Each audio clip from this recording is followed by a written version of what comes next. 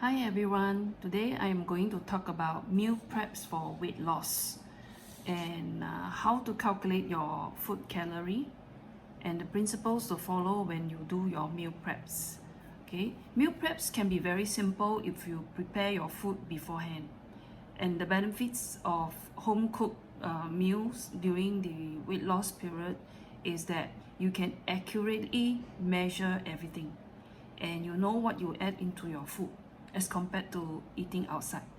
Okay, so some principles in meal preps for weight loss are limited calorie, meaning eat within your calorie limit. Everyone have their own customized calorie limits depending on their BMR, their basal metabolic rate, and their activity level. That is the TDEE, the total daily energy expenditure of the person. And secondly, adequate protein. Protein is the most important building block of the body, and if you want to build muscles, you need to eat adequate protein. For example, look at this meal prep that I just did just now. What you can see is this is a chicken breast. This is actually 100 grams of chicken breast, boneless and skinless. Okay, why we use chicken breast is because as compared to other parts of the chicken breast has the highest value of protein. For example, chicken breast of this size of 100 gram has got 31 gram of protein as compared to the rest of the chicken. The rest of the chicken with 100 gram of the chicken, it is only giving you 24 gram of protein. So the chicken breast is the most valuable part of the chicken because it has the highest protein level. So this is 31 gram of protein, 31 gram of protein, right? And then the vegetables, the greens, the broccolis, you can eat as many as you like. So I don't count any calorie for broccolis because it's very low. It's basically fiber. And carrots. Carrots are root vegetables and it has very high fibers as well. So you can add as many vegetables as you like for meal preps. Okay, but just bear in mind that green color vegetables, they tend to turn soft or yellow if you overcook. Okay, and for the carbs, okay, avoid refined carbs like white rice, noodles. Instead, you should replace it with wholemeal or whole grain or brown rice or sweet potatoes. Sweet potatoes with the skin on. Okay, just steam it. Okay, so this will give you some carbs. Okay, so this is actually a very complete meal, but for most this complete meal is 350 calorie with about 35 gram of protein. To many people, this amount of protein may not be enough for their lunch. So what you can do is you can add on extra protein. For example, you can add, when you cook the chicken, you can use one whole piece of the chicken breast, which is normally about 150 gram to 180 gram depending on how big the chicken is. Okay, that will give you about 40 to 45 gram of protein. So that is quite adequate.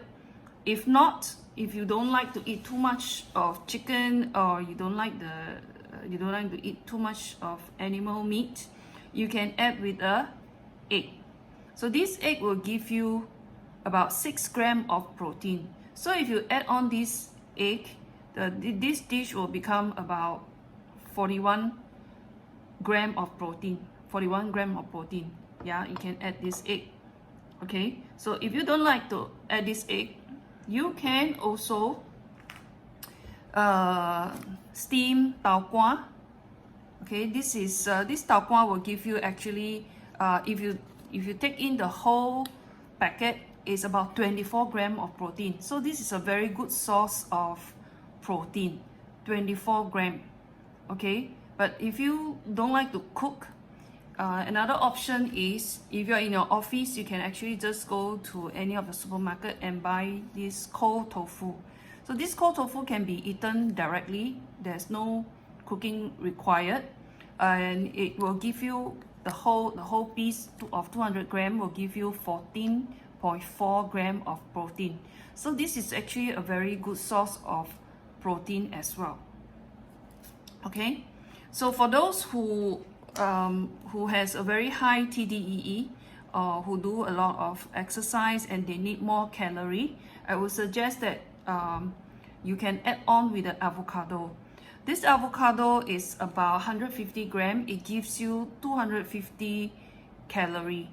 The protein is not high, but the fat is high. But this is good fat, so it's okay, and it will actually helps you to feel more satiety, meaning that you don't feel hungry easily. So this is something that you can add on. Okay, when we talk about food preps, we try to avoid sauce. Okay, too much sauce like oyster sauce and all that. The only ingredient, the ingredient that you can use is, for example, Himalayan pink salts. These are very good salts with extra minerals. So this is something you can use. You can use pepper, or you can use seasoning, like for example all-purpose seasoning. It has some chili flakes inside, a little bit of salt and all that. So you can just sprinkle on your chicken, and then you can just toast it or pan fry. Very easy.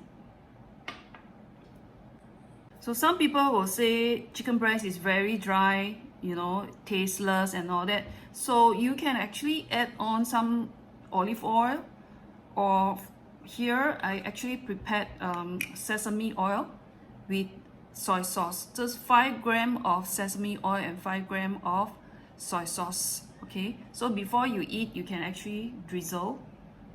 So this will actually taste like chicken rice. Isn't it nice? Okay, so try out yourself at home.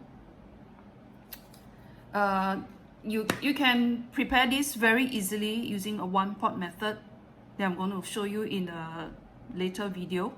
Yeah, so very easy to prepare beforehand, or you can even do it in your office. Thank you for watching. Scan the QR code to chat with us.